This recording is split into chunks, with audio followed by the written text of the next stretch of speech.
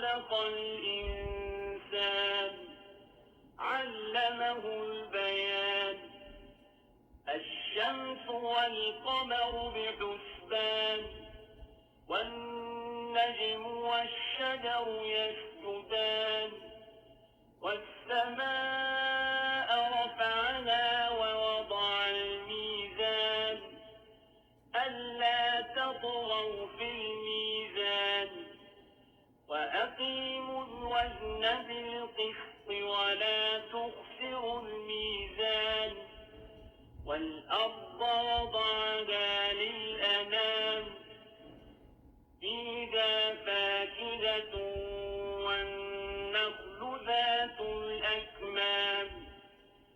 والحب ذو العصف والريحان فبأي آلاء ربكما تكذبان خلق الإنسان من صلصال كالفخار وخلق الجان من مارج من نار فبأي آلاء ربكما تكذبان رب المشرقين ورب المغربين فبأي آلاء ربكما تكذبان مرج البحرين يلتقيان بينهما برزخ لا يبغيان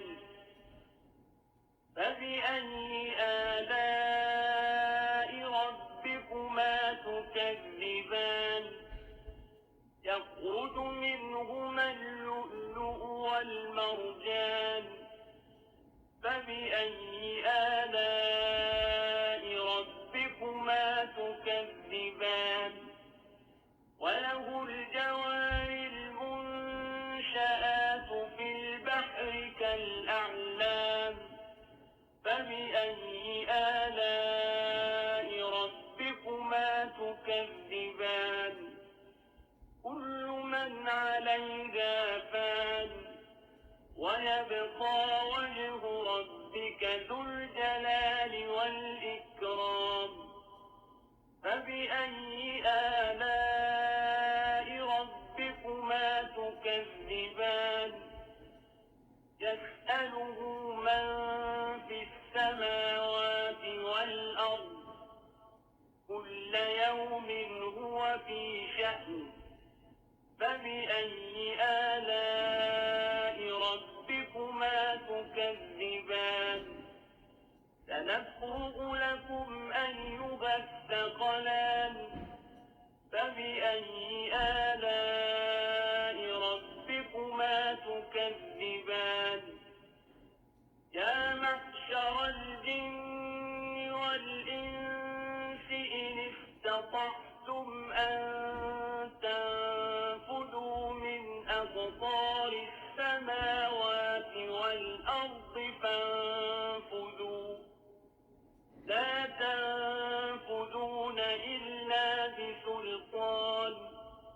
فبأي آلاء ربكما تكذبان يرسل عليكما شواظ من نار ونحاس فلا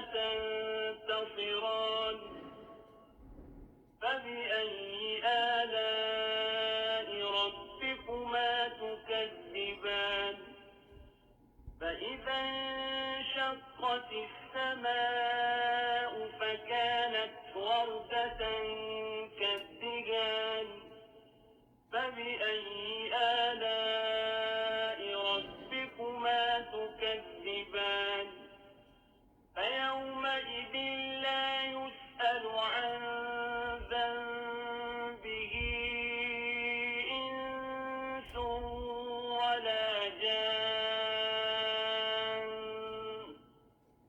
فبأي آلاء ربكما تكذبان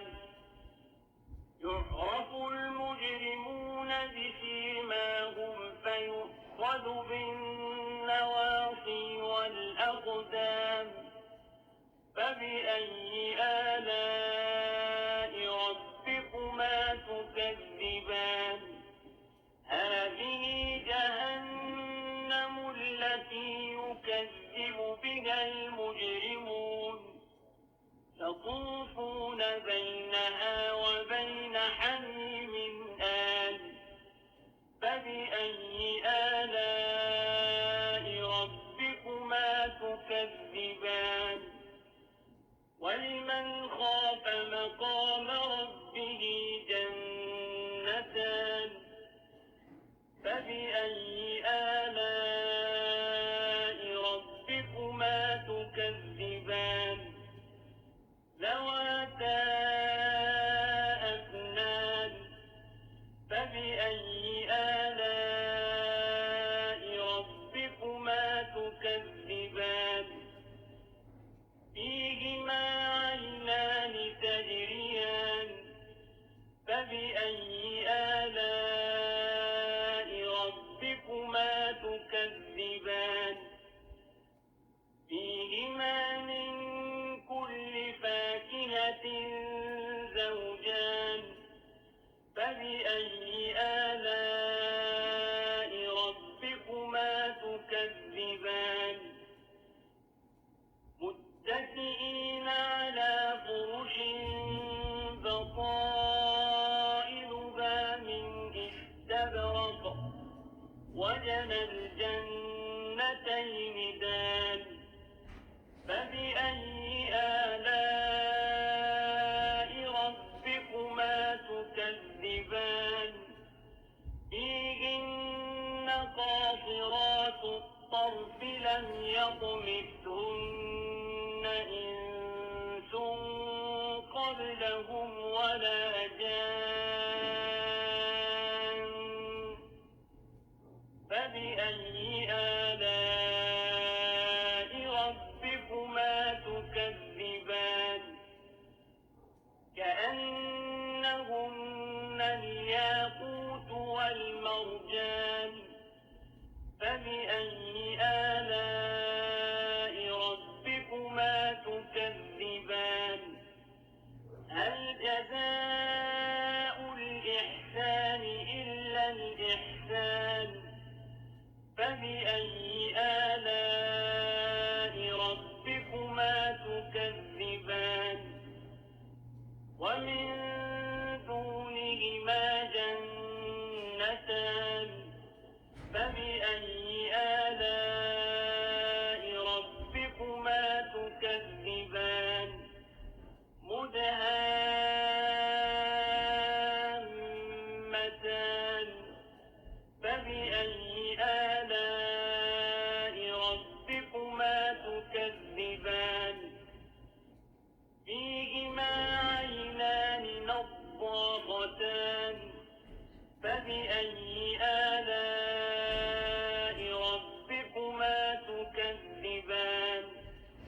فيهما فاكهة ونخل ورمان فبأي آلاء ربكما تكذبان فيهن خيرات حسان فبأي آلاء ربكما تكذبان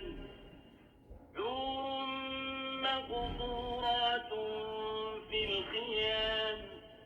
فبأي آلاء ربكما تكذبان لم يطمثهن إنس قبلهم ولا جان فبأي آلاء ربكما تكذبان متكئين على رفرف خضر وعبقري حسان